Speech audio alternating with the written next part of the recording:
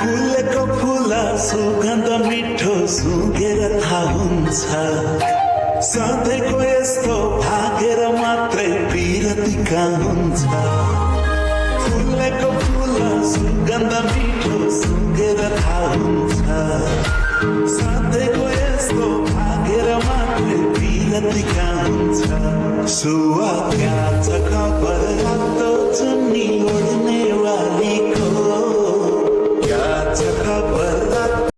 Hello everyone, welcome back to my channel and another video. I hope सबैजना सन्चै हुनुहुन्छ होला, म पनि सन्चै छु र सम्पूर्णलाई हरतालिका तीजको धेरै धेरै शुभकामना छ। सो आज चाहिँ म पहाड घर गुल्मीमा छु। हामी चाहिँ यहाँ अब खानाहरू बन्दैछ। यहाँ चाहिँ मासु भुटिरहेका छौँ। यता तामा बडी मामाको ब्लगमा देखियो ल सानो भान्जी दिदीहरूले दाइहरूले चाहिँ यहाँ तरकारी बनाउँदै हुनुहुन्छ। ल साथीहरू, हाम्रो चाहिँ चट्ट छोइला बनिरहेछ। मेरो दाइले चाहिँ छोइला स्पेसल बनाउनुहुन्छ। सो यहाँ चाहिँ बवालवाला बनिरहेछ। हेर्दै खामखाम भइसक्यो। चाहना पाइन्न अहिले पाइन्छ ल दिदीले चाहिँ यता सरर चुकाउने बनाइरहनु भएको छ। यता दिदीले फेरि पुरा कटिङ स्पिडमा हान्नु भएको छ। दिदी कटिङ तामा काट्नु भएको छ। मम्मीले चाहिँ यता सरर खाजा बनाउँदै हुनुहुन्छ, घिउमा भुट्दै।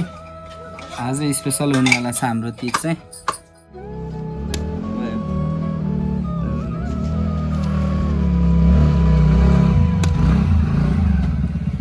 र हामी चाहिँ दाइको प्रतीक्षामा कुर्दा कुर्दा दाइ चाहिँ ब्याडमिन्टन गेम खेलेर भर्खरै आउनुभयो। अब हामी चाहिँ यसो रमाइलोको लागि यता यसो घर पुऱ्याएर रमाइलो गर्दैछौँ, खेल्दैछौँ। दाइले ढिलो गर्नुभयो।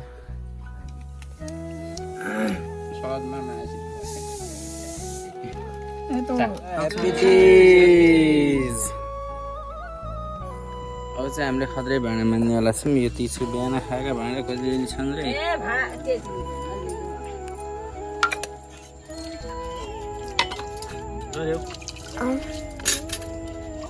आमा छोराले च्याट्ट भाँडा माझिदिन्छ क्या।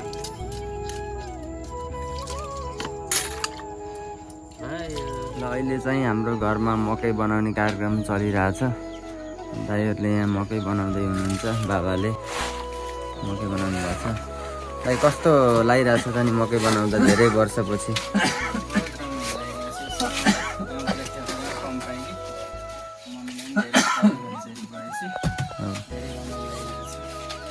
विक्रम दाइ के भन्न चाहनुहुन्छ? अतीतको कुराहरू सबै छलको दिइरहेछ। बाबा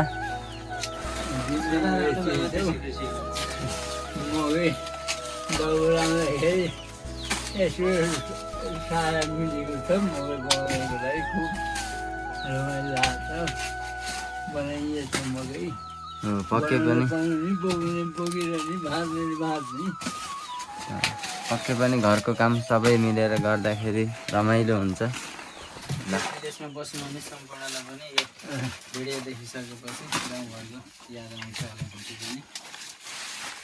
सो गाइज, जब चाहिँ हामी सर नाच्न यसो रमाइलो हेर्न चाहिँ हामी जाँदैछौँ स्यालपोखरीतिर। यसो घर परिवार मम्मी बाबा सबै भएर हामी चाहिँ अब निस्किँदैछौँ।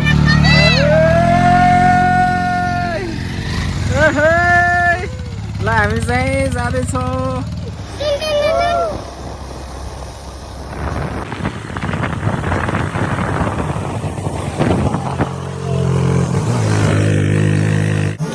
हामी चाहिँ अहिले स्यालपोखरीको डाँडामा आइसक्यो र यता चाहिँ नाचगान कार्यक्रम भइरहेको छ। उता एउटा टोली र उता अर्को टोली छ।